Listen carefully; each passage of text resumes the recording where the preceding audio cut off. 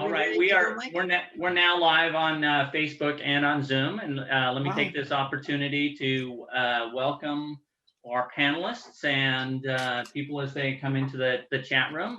This is Mike from A Great Good Place for Books, and we're super excited tonight to have the book launch of Wandering in Greece. We have one of the editors, Joanna Biggar, here, is at least on my left corner. I don't know if it's on the left corner of what you're seeing, but she's a good friend of the store and is going to do the introductions. I understand generally that there's going to be several readings and then an opportunity for Q&A afterwards. So I'm going to turn it over to Joanna and crew. Thank you. Okay. Thank you very much, Mike. I really appreciate it. First of all, normally, because we have been lucky to do this for several years with many of our books, normally we're down in the Great Good Place for Books bookstore, and Kathleen is there, the owner and our good friend, to introduce us. We have a couple of absences tonight. Unfortunately, Kathleen can't be with us because she's ill, and my dear friend and companion in crime here, Linda Watanabe McFerrin, who was, of course, to be here with us, suffered the loss of her brother yesterday, and she's not in a place to be here. So we will honor her by remembering what she was going to say, but she's unfortunately not here. I would like to say many thanks to Great Good Place for Books for being not only a wonderful indie bookstore, which are so important and crucial in our lives as writers, but especially in these times, but also for being a wonderful supporter of local writers. They've just been phenomenal in helping and welcoming always. So we're very grateful for that. I wanted to say a word about, although for those of you who are joining us, I'll tell you a little about how this is going to go. I have also written for the book, so I will contribute a story, but each of our writers will read for a few minutes, something they have selected from what is in the new volume. And then afterwards, there'll be a chance for a Q&A. And if you have questions, you look down on the bottom of your screen there, there's a place for a chat. So you can type in any questions or comments you might have, and we hope that we'll be able to address them afterwards. For those of you who haven't actually been able to see our great book yet, I'll just show you this.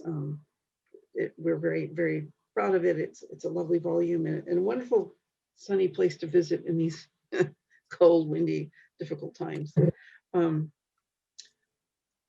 I also just wanted to say a word about the dedication of the book, because it fits so much in with where we are tonight.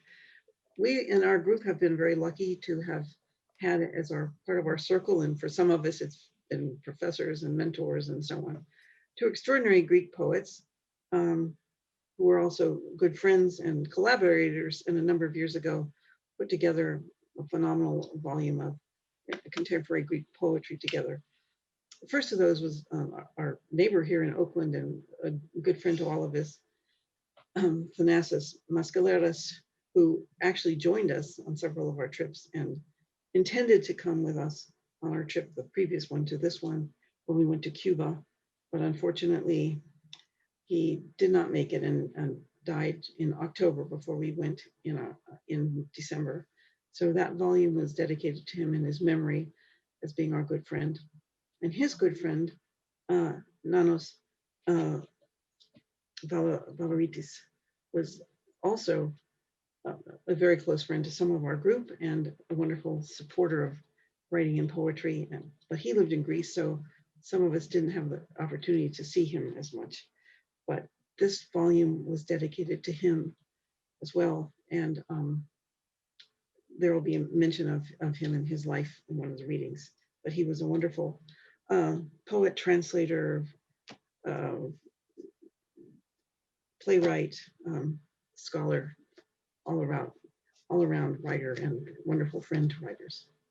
So on that note, I will just tell you now how we're going to proceed. Our first reader is going to be MJ Pramick. MJ, you want to wave? She's reading from her story called Know Thyself, The Octopus and Me.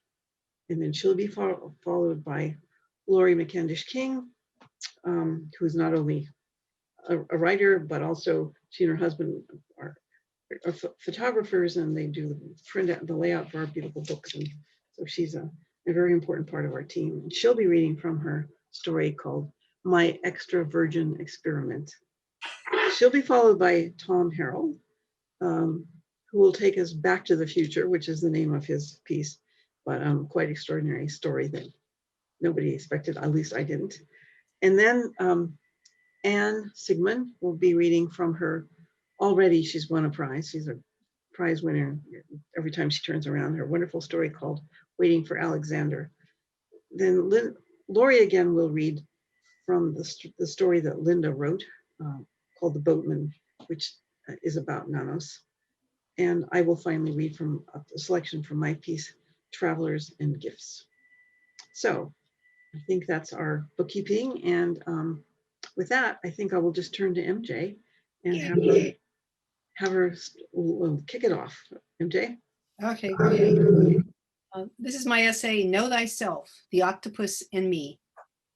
I used to eat octopus. In fact, I used to love eating octopus, grilled or ceviche, until I learned the soft-bodied mollusks get amorous on ecstasy. Yes, ecstasy, the drug. Scientists at Johns Hopkins University recently dosed a consortium, that's the collective name for a group of octopus, consortium, of the 8 armed creatures with the drug we call methylene dioxymethamphetamine, MDMA, Molly, X, or candy. Researchers discovered that when given a high dose of the drug, the treated invertebrates would huddle alone in a corner of their tank. But when dosed with a small quantity, the equivalent amount to what a human would ingest, that same octopus transformed into an empathetic, cuddly social being. When placed in an aquarium together, octopus usually demonstrate aggressive behavior to tank mates. They color shift, turn dark, cobalt blue, ink black. They attack. The attacker stands tall on several tentacles, often shooting a solitary appendage towards its adversary, lashing out, much like the way they're depicted in horror films. But ecstasy-treated octopus sidle up to their fellow cephalopods, slowly exploring the environment, caressing toys, using several arms. These responses strikingly resemble human behavioral changes when on the drug. In people, ecstasy decreases anxiety and inhibitions, generates empathy and compassion, and enriches the physical senses. In octopuses, the investigators witnessed a monster of the deep, long considered aggressive, become an affectionate creature full of touchy-feely strokes for rivals. After reading the study, I couldn't help but seek out documentary evidence of these incredible findings. A plethora of films abound about octopus caresses, but I found so much more. An octopus unscrewing a jar, mimicking a flounder, and most precious of all, pretending to be a piece of coral. Now, how much is that? One video showed a rather large golden brown octopus sliding in the surf along with a family who had rescued this creature the day before. The animal had come back to the same beach and spent an hour with them as they strolled across the sand. This simple act of connection and cross-species empathy nailed shut the coffin of my octopus eating days. My throat tightened, stomach clenched, no more. I could never be at ease with eating an octopus again. On my first trip to Greece in 2007, I discovered the gastronomic delights of octopus. Each day at sunrise, I sat in the tranquil meditation, gazing over the morning's catch of octopuses drying on the glass lantern. Their voluptuous forms adorned every street lamp up and down the Embarcadero.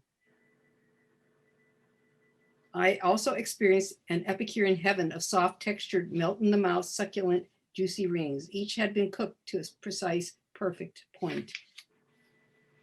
However, on this recent trip, the day before I hosted luncheon at an acclaimed restaurant in Piraeus, renowned for its octopus and squid, I made a pilgrimage to the temple of Apollo at Delphi. hoping to breathe in the methane and carbon dioxide vapors that scientists now think allowed the female oracles to predict the future for ancient Greece. I meditated on the weighty Greek aphorism, know thyself. So then the next day of my enlightenment, I decided not to dine on these creatures. At the luncheon, the memories of the potent flavors and soft textures from 13 years prior didn't even tempt me to taste the fragrant grill slices. I stood strong, and as we sat in the open air Piraeus Harbor restaurant, yachts and sailboats bobbing, I was at peace with my decision. Know thyself. Instead of following, I followed my next, In his philosophy, Socrates always emphasized action over words. And all at once, I was seized by a fervent notion. I could run to the high walled street's edge and upend the plate of octopus and squid into the harbor, a burial at sea for these sea creatures lying prone in my hands. Instead, I followed my next impulse. I quietly set the oval platter on the edge of the table and gently covered it with a white cloth napkin. The pall had been placed. I entreated past and future Greek gods for the octopus's peaceful passage into Poseidon's realm. I thoroughly enjoyed my Greek salad. Okay, thank you very much, MJ. You're welcome. Okay, we'll pass it to Lori with another culinary delight here, my extroversion experiment.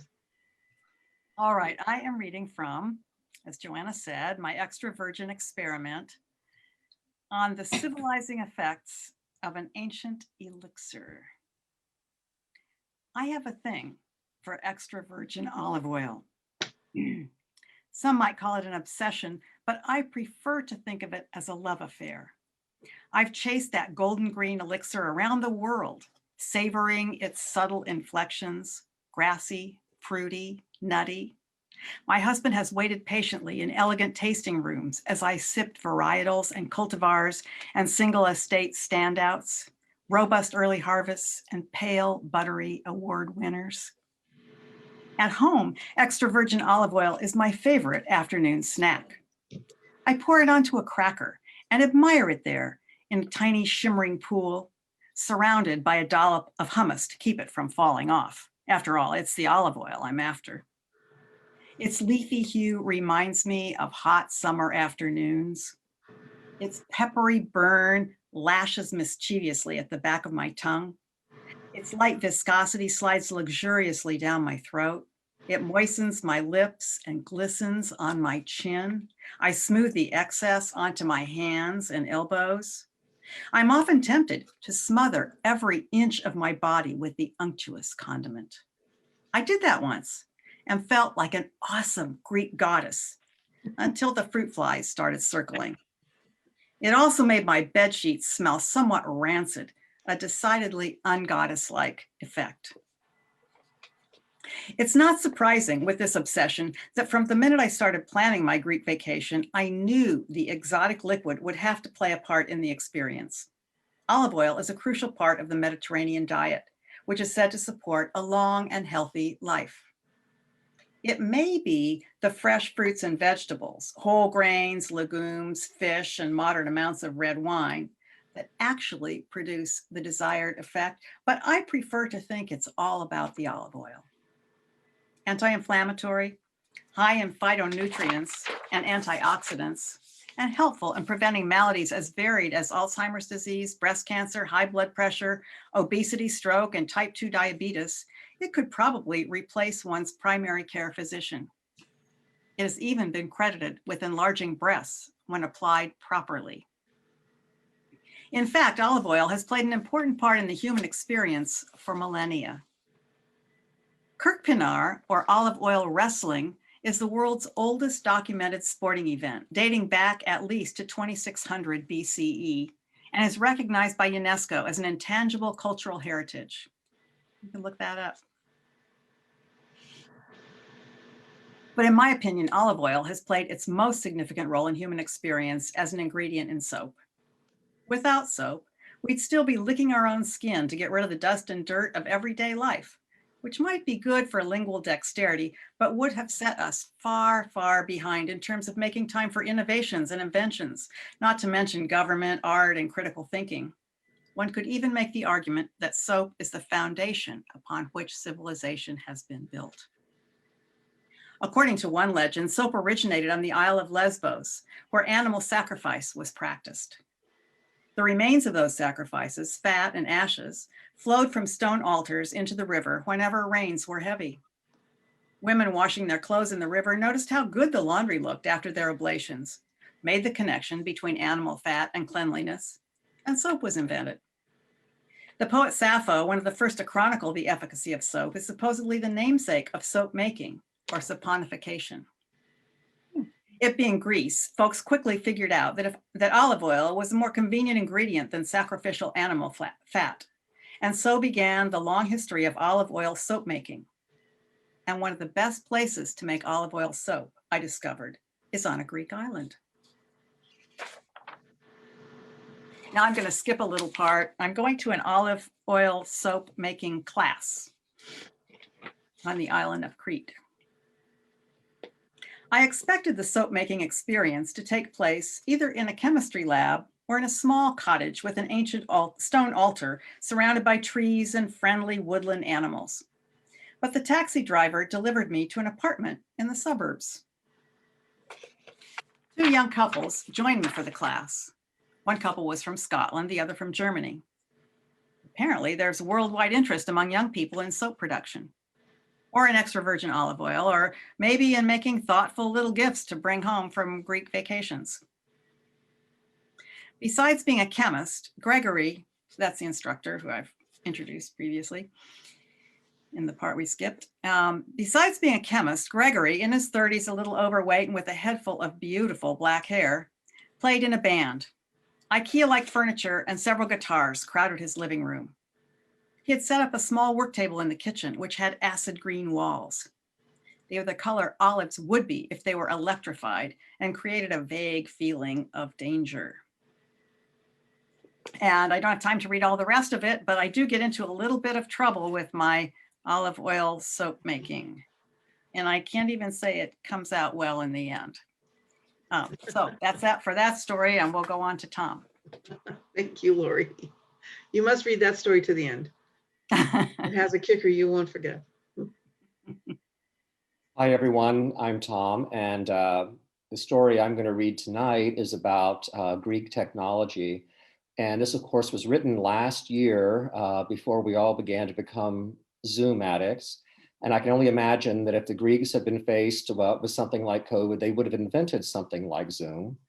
And the story is really kind of about everything old is new again. And it's called Back to the Future. And I'm going to be reading it from my phone. So if I make a mistake, that's why. Speaking of technology, and also like Lori, I'm going to skip a few parts of the story. So I apologize in advance if there's occasional discontinuity.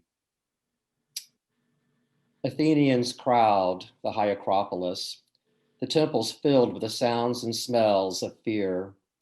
The people cry out to their patron goddess, Athena, for protection from what is coming. Below, robots are on the march. Women created from bronze and paint to serve wine lead the way, eyes alive. Mechanical birds, made merely to amuse, fly ahead. Pigeons, once powered by steam, now float on the winds of freedom. Or is it revenge? Behind, weapons of war draw ever closer, propelled as if by magic, by ingenious gears and valves and pulleys, steam-powered cannons and flamethrowers, siege towers 10 stories high, and giant claws built to capture entire ships, heat rays from the captured sun. An army of mechanical slaves has risen, and they will not be content with mere freedom. That fanciful day, of course, occurred only in my imagination as I left the Museum of Ancient Greek Technology in Athens, which I found, by the way, using old-fashioned intuition and a paper map, my modern American technology showpiece, the iPhone, refusing to cooperate without a Wi-Fi connection.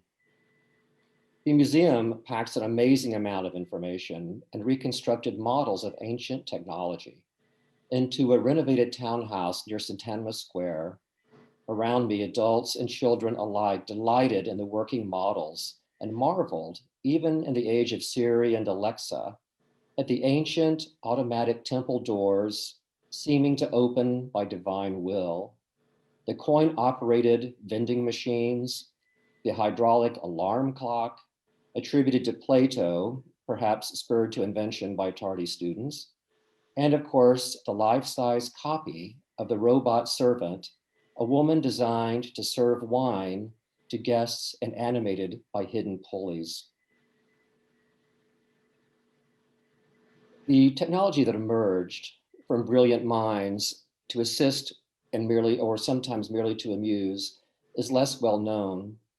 For many, classical Greece is little more than Troy and ruined temples and distant, dusty philosophy.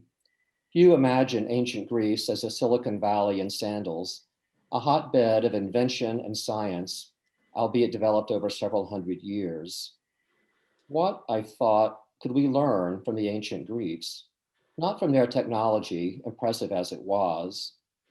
As we confront existential questions of the role of technology in society, as our fears multiply, fears of artificial intelligence and big data and facial recognition and the possible misuse of all these technologies as esoteric as to seem like magic, and yes, of a robot rebellion. Robots are 100 years old now. What can we learn from a technological revolution over 2,000 years old? The ancient world would not have been surprised to see us using technology, including automata or human-like machines. In the 5th century BCE, the poet Pindar wrote, "The animated figures stand adorning every public street and seem to breathe in stone or move their marble feet." So used were Greeks to this. The fertile marriage of advancing science, including pneumatics and hydraulics, mathematics and metallurgy, led to many, many inventions. Most had practical uses, such as the odometer and twin piston pump. Many were driven by the needs of warfare, as is sometimes the case today, such as the repeating catapult and Archimedes' idea of a parabolic heat ray and steam cannon, a design later refined by Leonardo da Vinci. Some were for mere entertainment and were a marvel to behold, such as, quote, moving pictures, and that combined sound, movement, and animation, and even in ancient times created something like a movie about the Trojan War. Or programmable puppet shows staged with animatronic figures that unfolded in a precise and lifelike change of choreography by way of hidden strings and pulleys. As the power, if not the influence, of Greece faded and the power of Rome rose, the technology of the Greeks appeared to reach an apotheosis with the famous Antikythera mechanism. The Antikythera mechanism is a machine about the size of a small suitcase and appears to have been intended to aid in navigation as well as calculate simultaneously the positions of the sun and the moon, the orbits of the 5 planets, then known to the Greeks, which were Mercury, Venus, Mars, Jupiter, and Saturn, eclipses, several different calendar cycles common in the Greek world, the Egyptian calendar, the 365-day calendar, and the cycles of the Pan-Hellenic Games. This mechanism was found in 1901 in the sunken ruins of a ship off of the island of Antikythera. About 2,000 years under the sea, the mechanism was little more than a lump of oxidized bronze. At first, it was treated as a curiosity. Over the subsequent decades, advances in science have allowed us to discover more and more of how it worked, and is now considered to be the first analog computer. It is little wonder that the Antikythera mechanism was found aboard a sunken Roman ship, probably en route from Rhodes to Rome. It was possibly on its way to a triumph to be staged for Julius Caesar, a metaphorical elephant of science to awe all the people. It is impossible to know how the Greeks would react to modern technology. Maybe it's enough simply to stand awed now at their genius of the human mind, to admire the intelligence and skill of the Greeks and elsewhere in the ancient world. Perhaps we can speculate on the what ifs, such as what if the steam turbine devised by Heron of Alexandria in the 1st century had been built and adopted throughout the ancient world in a kind of steampunk revisionist history. But we can only rest assured that there is one invention uniquely our own. Another writer, happened to be Laurie, emailed me from Crete during her stay there. A new museum had just opened that day and she was the first visitor, a museum of ancient Greek technology. Ah, the franchise. I bet you didn't see that one coming, Aristotle. Oh, wonderful, Tom. Yes, those links to the Silicon Valley and sandals. I love it. All right, now we will turn to back to Linda. No, sorry, excuse me, I missed a beat there. To Anne, who will tell us about Waiting for Alexander, a marvelous story of. Thanks, Joanna. I'm going to read a few excerpts from Waiting for Alexander. Some women receive pearls on their wedding day. My husband Jack gave me a 2,300-year-old coin, a tetradrachm of Alexander the Great, set in a gold necklace. As I floated down the candlelit aisle, the young king hung around my neck in a profile of unlimited promise. That coin from my new husband rekindled my interest in Alexander. In 356 BCE, at only 20 years old, he was crowned king of Macedon, a kingdom on the periphery of ancient Greece. Although he reigned for barely 12 years, he is still regarded as one of history's finest military minds. As Jack and I traveled over the ensuing years, we sought out sites and relics connected to Alexander, from Turkey to Persia, Lebanon, and Syria. Now, more than 2 decades later, we were in Greek Macedonia, exploring Alexander's route at his birthplace in Pella, the capital of ancient Macedon. It felt like a promise coming full circle, but it was not what I expected. On a sere plain that once overlooked an outlet to the Aegean Sea, ancient Pella is today reduced to marble foundations outlined in dry grass. Only a few columns stand to recall the glory days. As I walked through Pella's deserted ruins, I imagined the capital as it had been in the age leading up to Alexander. One of the most impressive precincts of the ancient world, Pella was a celebrated capital of lustrous stone houses with columned porticos, rich paintings, vibrant pebble mosaics, bustling shops, and a renowned library. In those days, the music of lyres mingled with the scent of lilac and orange blossoms. Painters and poets strolled the marble colonnades and lush gardens. The opulent throne room at Pella was Alexander's playground. He was curious, more like a learned schoolboy than a scholar. His childhood tutor was his uncle Leonidas, a hard disciplinarian who admired the austere customs of Sparta.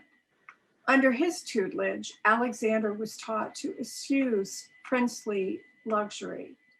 He slept on the hard stone floors and often went without a cloak in frigid weather.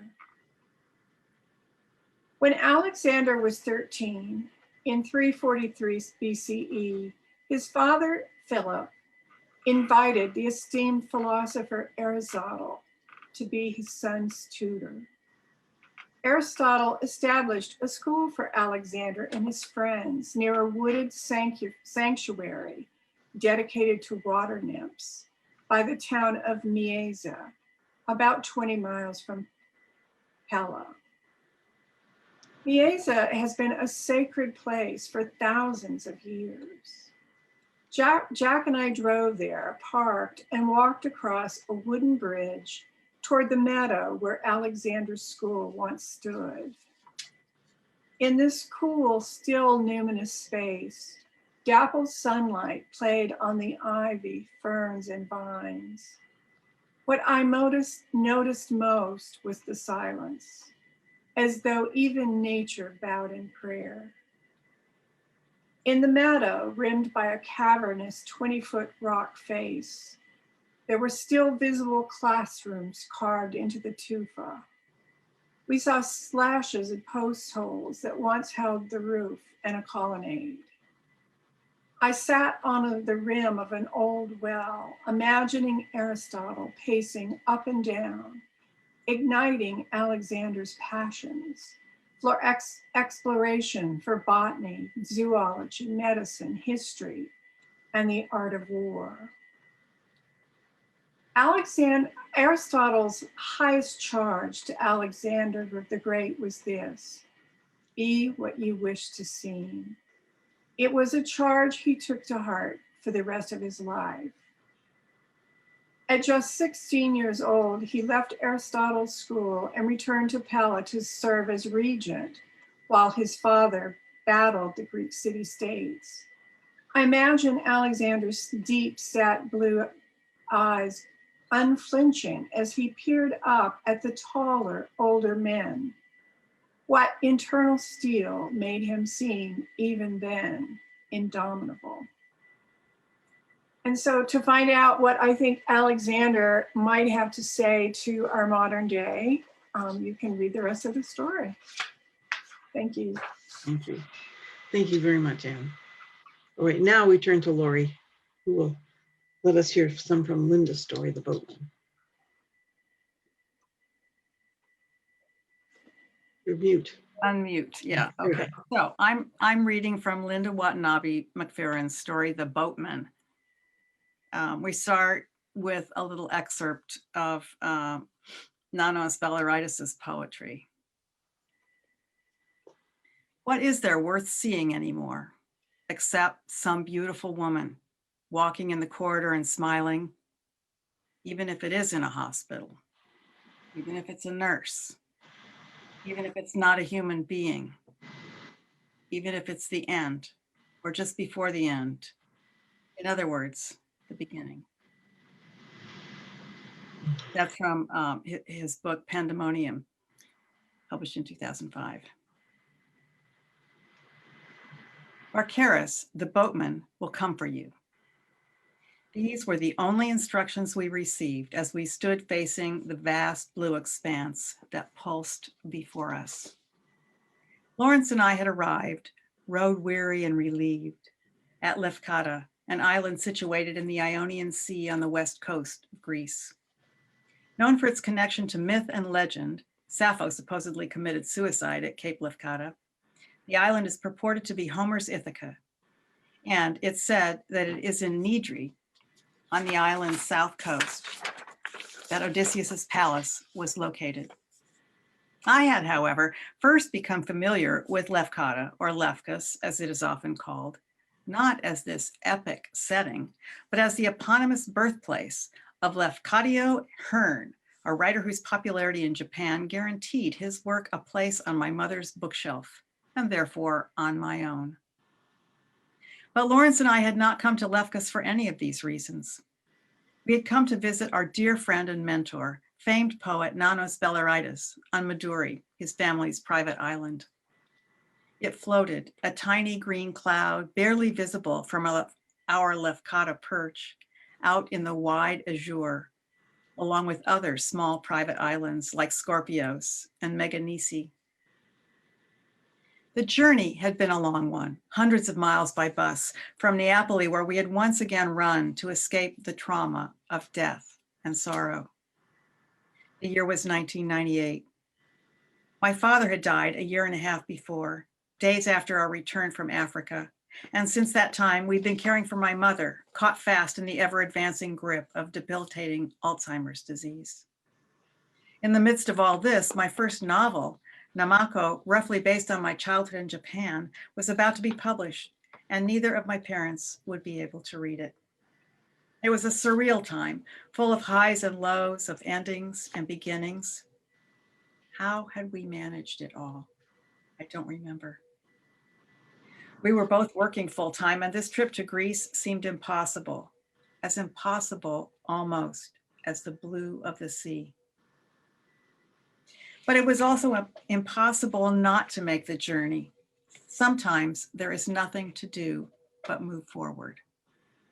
The wheels had not yet completely come off our wagon, and friends were calling, offering us a reprieve, a way out, an adventure, a safe landing.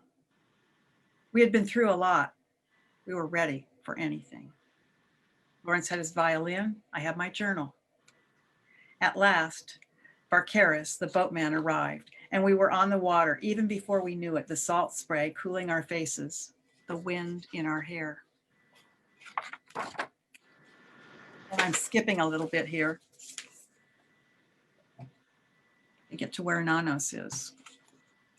Finally, we stepped into the room where Nanos lay, his long white hair softly arranged on the pillow around him. He looked very much the same as he always looked, so wise, engaged, inquisitive. He was awake, and although he had lost his voice at the hospital, he was able to speak very softly. We had to lean in so close to hear him. I didn't think you would come, he whispered. Of course we've come, we replied, holding his hands, wreathing him with our smiles and admiration, encircling him with our memories, our love, our gratitude for all the worlds he shared with us through his teaching, his poetry, his friendship, his example. I brought him my latest book, Navigating the Divide, a collection of poetry and long and short prose that had just come out. He gestured to his shelf, and when someone retrieved it, he handed me his newest poetry volume, Pandemonium, another vehicle to worlds that never cease to shimmer and twist before me. The room turned blue. The bed was a boat. Nanos was laughing that short laugh of his. Marie entered the room. He signed his book. I signed mine. His daughters were singing like sirens. The next thing I knew, Lawrence and I were out on the street, the tears like salt spray still in our eyes, holding hands to steady ourselves, a sea of emotion threatening to carry us away. A few weeks later, we heard from Zoe that Nanos had passed away. Thankfully, we had not missed him. Barcaris, the boatman, will come for you, I thought, to take you somewhere new. And a good time, we will join you. A beautiful piece.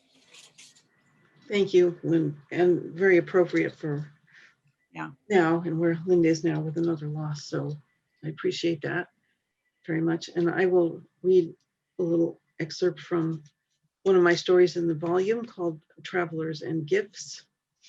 Just 1 minute here, and then we will take some questions. My glasses on here.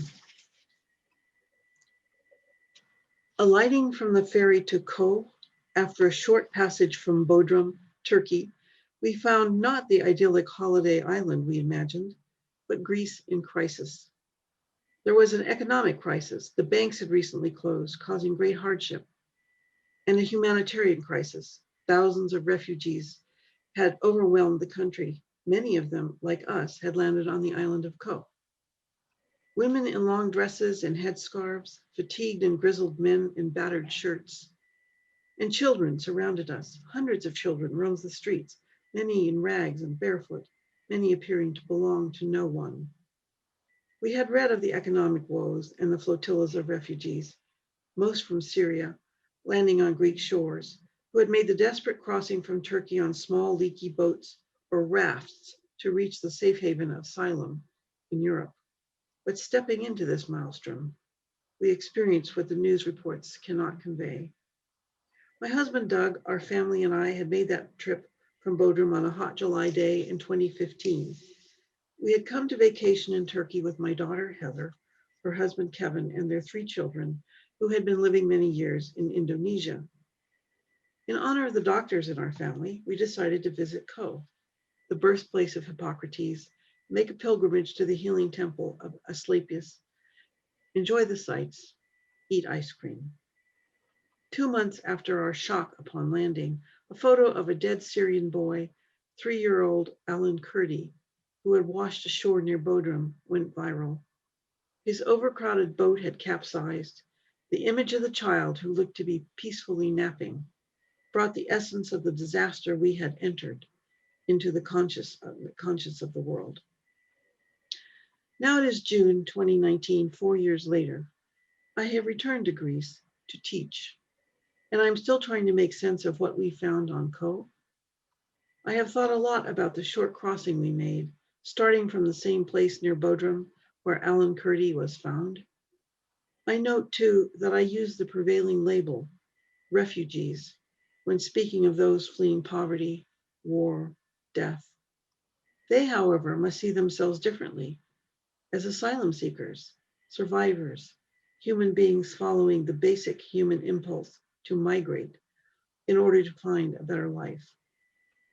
Yet others choose what to name them. And when their numbers swell, they are by turns called migrants, illegals, invaders, swarms, hordes. I too am a seeker. When people like me show up in great numbers, we may also be called invaders or missionaries, occupiers, tourists. But we are free to come and go. So we label ourselves with a name that reflects the advantages of those with choices, travelers. Somewhere in this tangle of terms, of privileges, I want to find what seems lost, the thread of our common humanity. The heat continued to rise as the day progressed on the island of Kos. We left aside thoughts of magnificent ruins and magical beaches to find our way to the bus, which climbed to Asclepius' temple, feeling overcome in the midst of crowds we were now part of. The bus stop was near a small park churning with kids, and the wait long. My grandchildren were happy to enter, to join and play with other children, and reluctant to leave when the bus finally arrived. But we boarded, noting that the small fare was out of the reach of those around us. Climbing up a shaded road, we soon reached the gates and towering columns of the ancient site. There is a picture commemorating that day on our fridge. We are seated against an old wall, having clambered through the ruins and learned all the guidebooks could tell us of Hippocrates' teachings, of the importance of rituals, medicine, religion, and spas. In the background, there are no refugees. We have escaped them. I am not proud to say this. In fact, I am ashamed. But caught up in the enormity of the situation, the tragedy of it, in the moment, I could think of no positive way to respond. So I will leave that story there. And as many of you have suggested, to find out where the story goes, please do buy the book, and we highly urge you to buy it from our wonderful sponsors, Great Good Place for Books. Michael has posted on the chat a link for that. And before closing and just going to the questions, I just wanted to make a remark about the end of my story, but also Minnie, because Linda and I were talking about it just a couple of days ago before we were to come on here. And to note that the fact, the concept of travel, and particularly that story I wrote about open borders, stands in stark contrast to our entire experience of the last year, at least, when our world has been increasingly closed, not just the borders, but our lives closed, everything closed. And I think in reading and looking at our interest in travel, it's incumbent on us to find ways that we can start opening again and find our place in the world, because clearly, as we've all experienced in these many ways, some of them hideous, the closing off of us from one from the other is itself poisonous, and we need to be able to move freely and communicate. So with that, I will leave aside our reading and turn to, we have some chats here. So let me go first. I'll go to this little Q&A thing here and see what we have. See, I can't see. I have to put my glasses on. All right. MJ, first question for you, if you're still with us. What made you to research octopi? She's gone. She's gone. Okay, I knew she had to leave. Unfortunate about that. Well, we got another question here for Tom. Tom, what do you make of Pindar's quote? What is he describing? Also, was there any mention of the Trojan horse in that museum? Answer the second part first. There actually was nothing about the Trojan horse, which was very interesting because that's probably one of the most famous uses of trickery, if not technology. And of course, a lot of technology really is trickery. Many of the things that I saw and that others on the trip saw in the museums, because there were actually two, and if you buy the book, you get to read about that as well. Museums of ancient technology, much of it was kind of sleight of hand. And although quite remarkable, it was really made in a sense to deceive people into thinking that the gods were at work, when in fact it was obviously man, or perhaps inspired by the gods.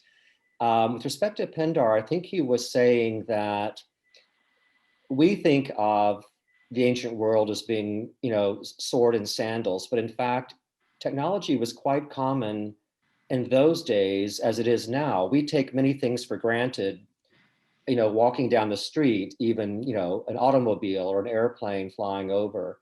And I think he was saying that even 2,500 years ago, if a Greek was walking down the street and saw a mechanical servant or a statue that could appear to speak or to move its arms through a series of pulleys, they would not be shocked by that. It would be something that they had seen before and took for granted. And it's really our ignorance in the present day, that is surprising, not the fact that there was actually quite a bit of scientific sophistication in the past. Thank you.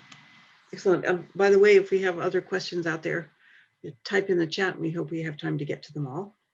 Thank you very much, Tom. See what else we have here. So let me see here. Yes, there we have Mike's with the link to buying Wandering in Greece and a great good place for books. So please do. Okay, somebody had trouble with audio. Bravo all. I think there's a third Q&A. Pardon? There's a third question. Oh, there's another quick Q&A. There we go. Thank you. This may have been addressed, but is there a single impetus to return for Greece for a second literary adventure? He's referring to the fact that I believe was the second book, not in the Wandering series, but there was a previous series that Linda and I were involved in editing, and then many of our same writers participated in, and that was called the Venturing series. And the second one of those, we went to Greece, and that was a marvelous trip. Also much sponsored by our good friend Connie Burke, who also was very helpful in this one. On that trip, we went to the very south of Greece. And so we were geographically, and it was a very southern part of the Peloponnese. And so it was a wonderful but different experience. And then after so many years, we had the opportunity to go again and base ourselves in Athens. And I mean, what's not to like? How could you not return to Greece? So I think that over a span of several years and books, going back and being able to explore the heart of it, which is Athens and the mythology and so on from that perspective. And also, we really did spread out quite a lot. I mean, if you see, the books are based in, we went to several islands. People returned to, of course, the Peloponnese, and then we went north and south. Some took place in the Ionian Sea, many in the Aegean, and so we cast quite a wide net on this one and made for very interesting and varied stories. And so I think, you could never in a million lifetimes get all there is to get from Greece, besides the wonderful experience of it, even if it doesn't include eating octopus. So I don't know if we have anything else in the Q&A or the questions. Yeah, Joanna, this is Mike. One of the questions that just came up while you were speaking, I think it overlapped a little bit here. I see. Patricia asks, where all did you travel in Greece on this trip and how long were you there? Okay, well, good question, Pat. Thank you. We were together for about a week, a little over a week, but as is generally the case in our trips, people come early, they stay after. I mean, a lot of the travel happens while we're not actually together and doing our workshops. We started in Athens. We were based in Athens, and we did take some trips from there, including one day trip for 3 of the very close islands. But then we spread out. Some people went to Crete. Others, as I say, I went north to Corfu and had previously been in Kos. Others had been in various different islands. And then, of course, we had a wonderful story by Tom about Delphi, and Anne had gone up to the Macedonia area in search of Alexander. So we really did cover in our stories and our embrace of it quite a large swath of the geography. And so that made it exciting and different from the last one. Okay, we have any? Oh, I see there's another. We got some more on there. Okay. All right, so let's see. I think I got that one answered. Is there anything else here? Oh, Diane, let's see. This is wonderful travel writer Diane LeBeau, who's saying, thank you for bringing us to Greece and Greece to us in this very special era in our lives, I'll say. I've gone to Greece throughout my life, especially at major transitions. You all were there during the enormous migration. Anne refers to this. Any other observations during your recent visit there? Does anyone want to answer that? Let's see. Any other observations somebody'd like to make from us? Well, I just love the history. I went in addition to up to Macedonia, I went to Mycenae and the Mycenaean cities, and it seems like there's many Greeces, and on past trips I've been to Crete, and several of our people went. So it's such a multi-layered place that it seems like there's just so much there. That's true. I think. I mean, of course, there are many stories here that we haven't touched on, but just in terms of people exploring different things, I'd just like to mention one of our readers, Sandra Bracken, who went to the island of Icarus particularly to study longevity, because people on that island, there's a group of people who are known to live very, very long lives. And what was that about? And, it's the food and all. There are so many different aspects to what we uncovered. So, yeah, it's an endless, you can keep peeling them back as far as you can go. All right, let's see. Is there one more here? If I can just jump in for a moment on Sure, the please, topic Tom. of migration. I thought it was interesting just to follow the theme of the story I read from, kind of Back to the Future. In the days of classical Greece, they were famous for migrating themselves and founded colonies not only through the Aegean and Ionian, but Sicily, North Africa, Right. etc., sometimes fleeing from things like the Persian invasions. So it's kind of interesting that 2,500, 2,000 years later, that cycle is repeating itself in Greece. And as you said, I think so well, Joanna, in your story, there's something in the human nature to migrate for a better life. And that's been a part of Greek culture from the very beginning. That's true. And of course, it is a crossroads. I mean, you know, that's the center of the Mediterranean ancient world. So, you know, every culture, every, you know, practically every shipment of goods and transactions pass through some piece of Greece. Thank you. That's very, very helpful. Anybody else? I think we got some more questions here. Let's see here. Renee, Diane, that was kind. I can't see. Someone has asked us, oh, where's your next adventure for the Wandering series? Well, I will address that, our once and future adventure. Last June, we were to have gone, a year after our Greek trip, we were to have gone to the country of Namibia in Southern Africa. And clearly we did not do that, nor will we do that this year because we're not in a position to travel yet. But we are planning to reschedule it, and we hope it will be 2022.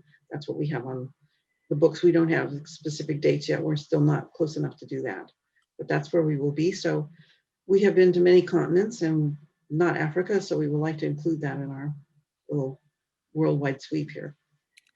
Okay, let's see here. Let's see what other questions we have. Let's see. Down here.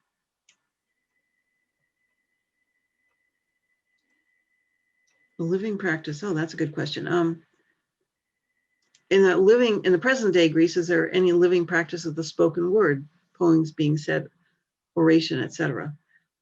I'm not aware of it, but I'm sure that's just because I'm not aware.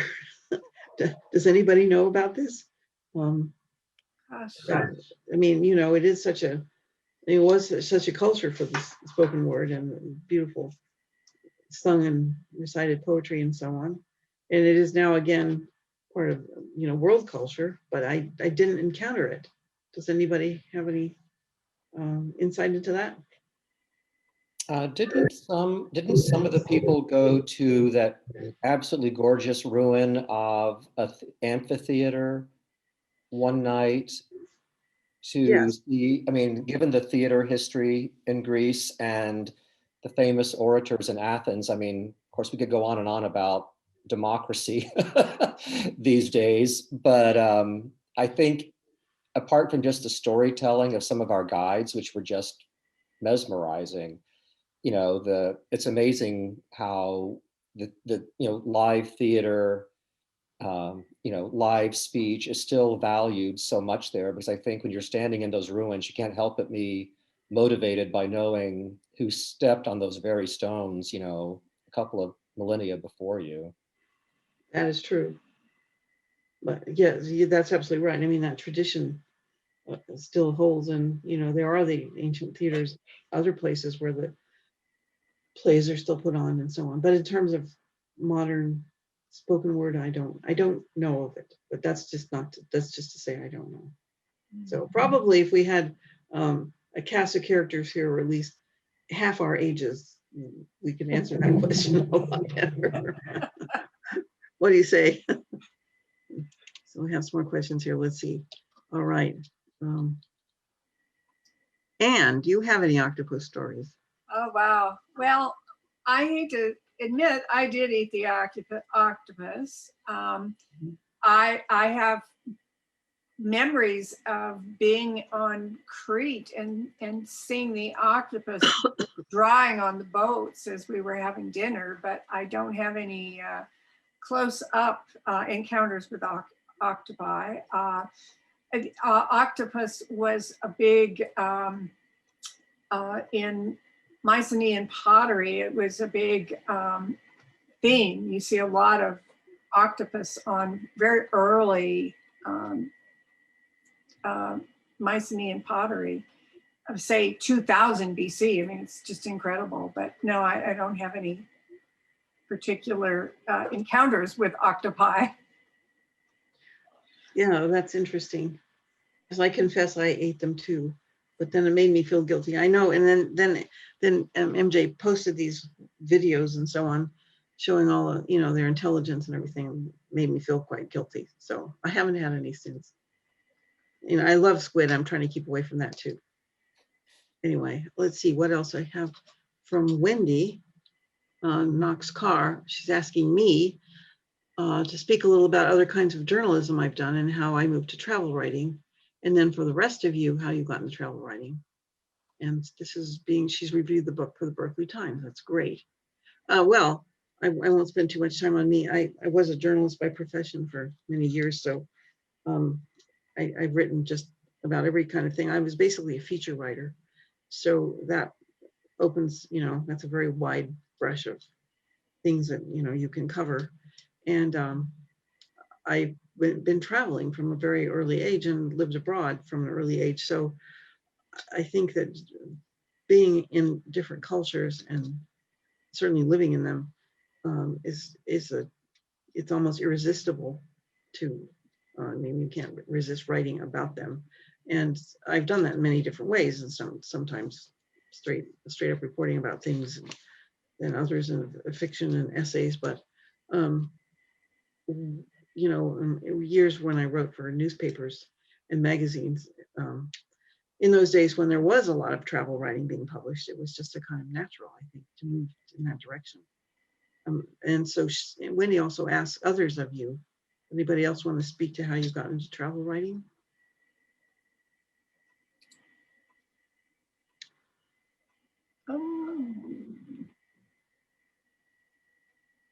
Well, I got into it backwards. I have always loved to travel, and I had a stroke that did not allow me to go back to my profession. And so I developed, took up my interest, and actually through Linda, I was doing some other kind of writing with Linda, and she encouraged me, since travel had always been such a part of my life, she encouraged me to get into travel writing. Fine. Anybody else? Since we're all doing this thing. Yeah, I'll answer. Lori, yeah, you've got something to say. I lived and worked in Australia for a year, and during that time, I sent little missives back to my friends at home, telling them about my experiences, and just kind of held on to the copies of those for several years. I always wanted to do something with them, but I wasn't sure what. And then I took a travel writing class at an independent bookstore. Yay, independent bookstores. Yay.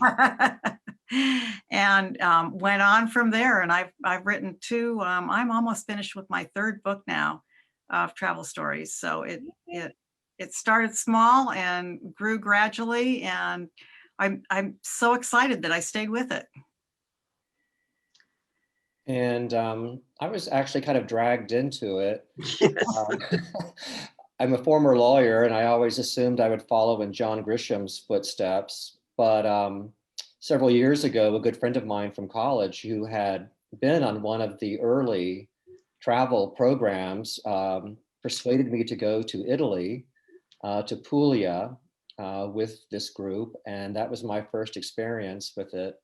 And I had an absolutely fantastic time. And I'll never forget that trip. It was just amazing. And I was hooked from then on, and absolutely love it. Yeah. I would encourage anyone and everyone to join us or any other group that, or simply to write about travel in your neighborhood these days. I mean, it's such a wonderful way to write because it's open to everyone, whether you're looking at a photograph or using memory or traveling itself. Yes, it's all to be recommended, especially as we hope the world opens to us again. We're at the end of our hour, but we have a couple more questions I think we can probably address here. Oh, question, good one about music and song. Well, I mean, someone can certainly address that. Yeah, the music is wonderful, and we did spend an evening in a taverna with traditional music and dancing, which was fantastic.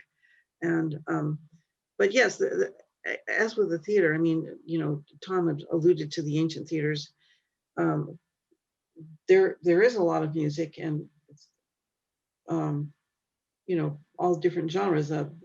the theater that he was alluding to right at the bottom of the Acropolis there is the Herodotus Atticus, named after the Roman emperor who at the time. And when we were there, as a group of us, we happened to see Jethro Tull, a famous Greek musician. So, you know, there's lots of that. I mean, the great pop stars, you know, or music stars from everywhere.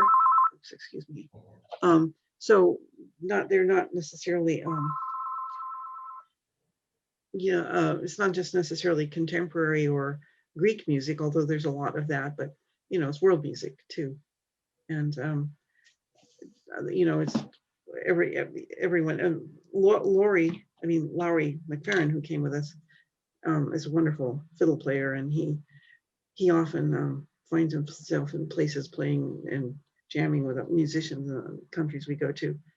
And those who have the gift and the ability and the instrument certainly find their way into it. But we didn't, I mean, again, I think it was a mix, you know, of traditional music and then music we associate with Greece, such as Leonard Cohen's wonderful things from his time on Hydra that he is referred to. I mean, so it goes back through, it threads through many traditions. Anybody else want to comment on that? No. It looks to me like you're down at the bottom of your comment list here, and like you said, we are kind of at the end of the hour. Right. So let me again thank all of you for the wonderful writing and the reading this evening. This was super interesting. I so want to go to Greece. I've never made it yet. Yeah, you must go. I definitely must go. Yeah. And I didn't know that you could catch Locomotive Breath by Jethro Tull in Greece, but that's pretty darn cool. Really, thank you so much, everyone. This was wonderful. As mentioned, the book is available at A Great Good Place for Books in Montclair Village. We are going to post a link to this on YouTube as well, and please tell your friends about it. And please support indie bookstores and people who love to read. So we do, and we thank you again. We appreciate your setting this up, and it's such a pleasure always to have our have an event with you, because we have a wonderful long-standing relationship. Thanks very much, Michael. Wonderful. Good night, everybody. Good night, all. Thank you so much. Thank you, everyone.